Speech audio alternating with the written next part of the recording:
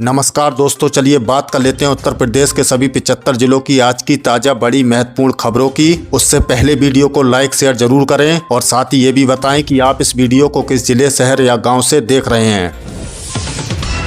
UP सरकार का बड़ा स्वास्थ्य अभियान, 100 दिनों के भीतर खोजे जाएंगे टीबी के मरीज। कोहरे का कहर, लखनऊ और वाराणसी एयरपोर्ट पर कई उड़ानें प्रभावित। यूपी में निवेश को बढ़ावा, जेवर एयरपोर्ट के पास नए इंडस्ट्रियल हब की तैयारी।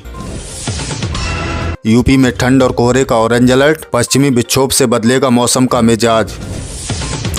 प्रयागराज माघ मेले में उमड़ा आस्था का सैलाब, कड़ाके की ठंड के बीच संगम पर लाखों की डुबकी। यूपी में 2.89 करोड़ कटे हुए वोटरों को खोजने के लिए बीजेपी का 10 दिवसीय महाअभियान शुरू। चुनावी तैयारियों के बीच भाजपा ने आज से एक बड़ा अभियान छेड़ दिया है। SIR लिस्ट से गायब हुए करीब 3 करोड़ मतदाताओं के नाम वापस जोड़ने और उन्हें बूथ तक लाने के लिए कार्यकर्ताओं की फौज मैदान में उतारी गई है। एक जिला एक व्यंजन योजना को सीएम योगी की हरी झंडी, स्थानीय जायकों को मिलेगी वैश्विक पहचान। मुख्यमंत्री ने उच्च स्तरीय बैठक में योजना को धरातल पर उतारने के निर्देश दिए हैं। अब यूपी के हर जिले के खास पकवान की branding one district one product की तर्ज पर होगी, जिससे स्थानीय रोजगार को बढ़ावा मिलेगा। यूपी के स्कूलों में शीतलहर के चलते छुट्टियों पर फैसला, कई जिलों में 19 जनवरी तक बंद। नोएडा, गाजियाबाद और लखनऊ समेत कई जिलों के अधिकारियों ने कोहरे और ठंड को देखते हुए 8वीं तक के सभी स्कूलों को 17 से 19 जनवरी तक बंद रखने या ऑनलाइन क्लास चलाने के निर्देश दिए हैं। सीतापुर में संदिग्ध परिस्थितियों में युवक की मौत, पत्नी पर पुलिस का शिकंजा। कमलापुर में बाइक से जा रहे युवक की मौत के मामले में नया मोड़ आ गया है। पत्नी द्वारा बताए गए एक्सीडेंट के दावे पर संदेह जताते हुए पुलिस ने जांच तेज कर दी है और हत्या की आशंका में साक्ष्य जुटाने जा रहे हैं। यूपी के विश्वविद्यालयों को 2036 के ओलंपिक के लिए खिलाड़ी तैयार करने का लक्ष्य। सीएम योगी ने गोरखपुर में स्पोर्ट इवेंट के दौरान बड़ा ऐलान किया है। उन्होंने कहा है कि यूपी के विश्वविद्यालयों को खेलों का हब बनाया जाएगा। 2030 कॉमनवेल्थ और 2036 ओलंपिक में प्रदेश के खिलाड़ी देश का मान बढ़ा सकें।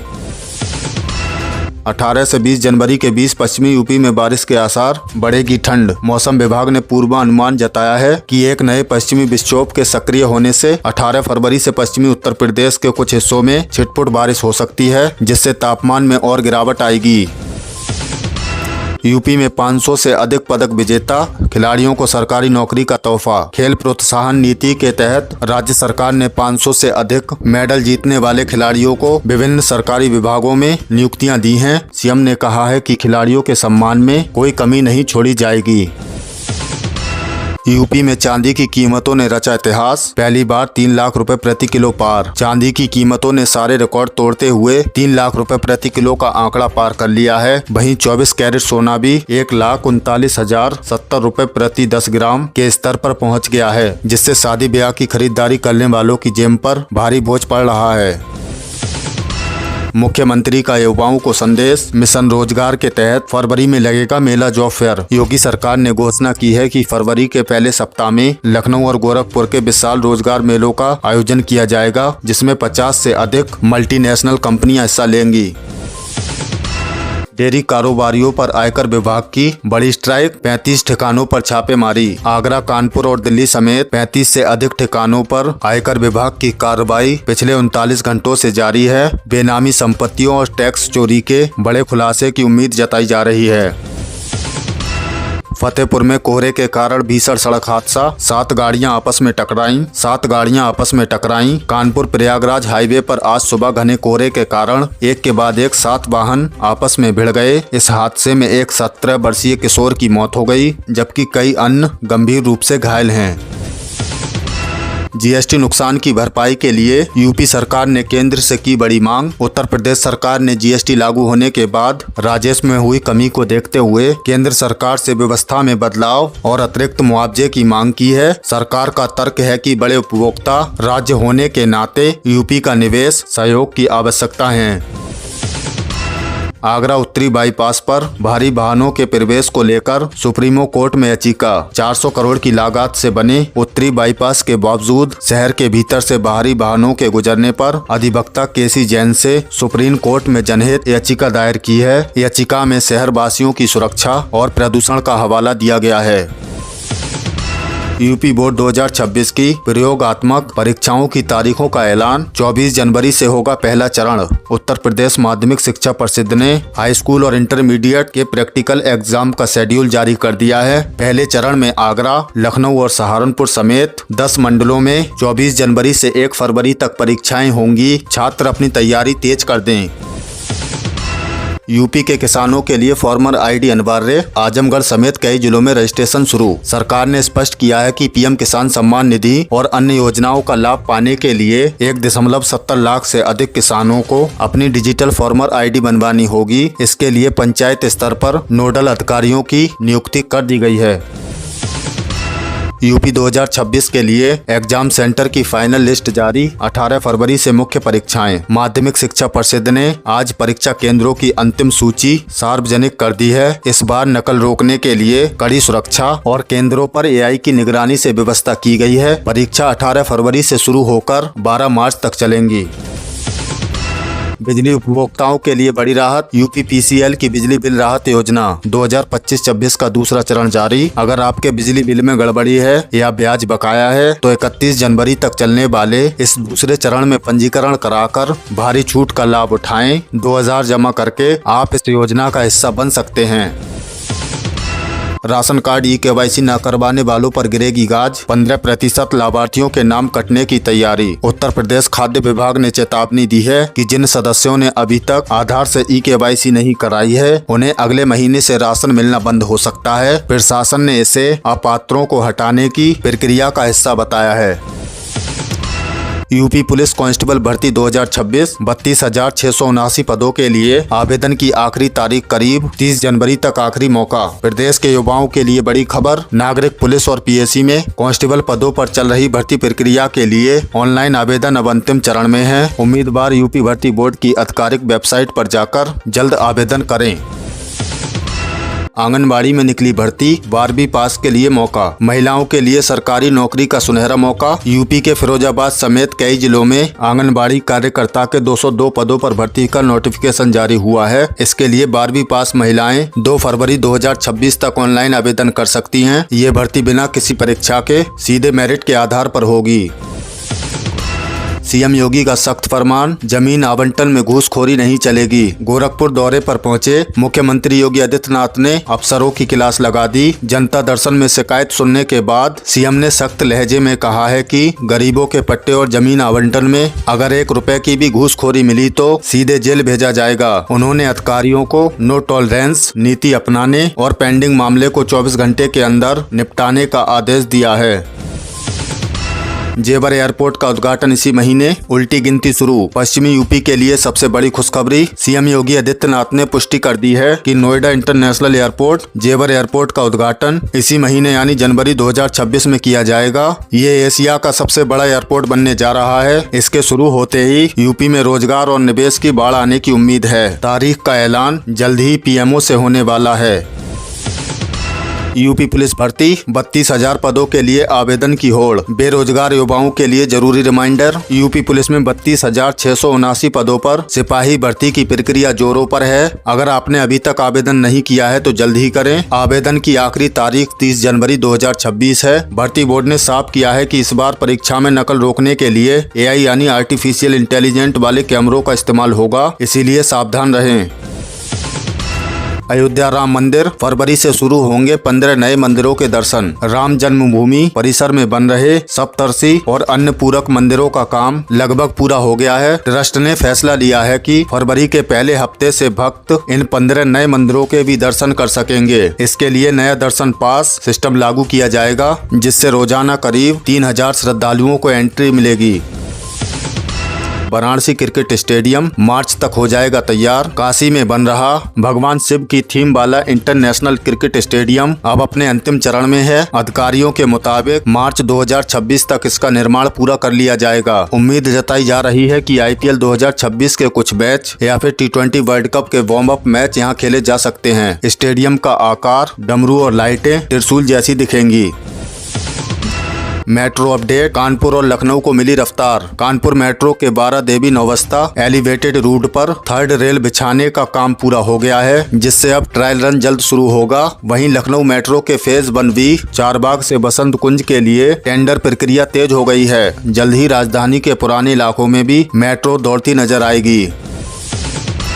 प्रयागराज माघ मेला, मिनी कुंभ में उमड़ा आस्था का सैलाब। संगम नगरी प्रयागराज में चल रहा माघ मेला अब अपने पूरे सबाब पर है। इसे 2026 का मिनी कुंभ कहा जा रहा है, क्योंकि यहां 8 किलोमीटर लंबा स्नान घाट बनाया गया है। कल यानी 16 जनवरी को कल्पवासियों ने कड़ाके की ठंड के बावजूद डुबकी लगाई। प्रशासन ने मेले में प्लास्टिक पर पूरी तरह से बैन लगा दिया है और चप्पे चप्पे पर ATS तैनात है। बिजली उपभोक्ताओं के लिए बड़ी राहत, अब अपनी मर्जी से चुने मीटर। उत्तर प्रदेश के बिजली उपभोक्ताओं के लिए बड़ी खुशखबरी। यूपी में नया कनेक्शन लेने वालों के लिए बड़ी राहत दी गई है। खबरों के मुताबिक अब उपभोक्ता अपनी पसंद की कंपनी का मीटर लगवा सकेंगे। जी हां, बिजली विभाग ने स्मार्ट मीटर को लेकर उपभोक्ताओं को ये अधिकार देने की तैयारी कर ली है कि वह अच्छी गुणवत्ता और अपनी पसंद के हिसाब से मीटर लगवा सकेंगे। इससे मीटर की खराबी और बिजली बिलिंग की शिकायतों में कमी आने की उम्मीद है।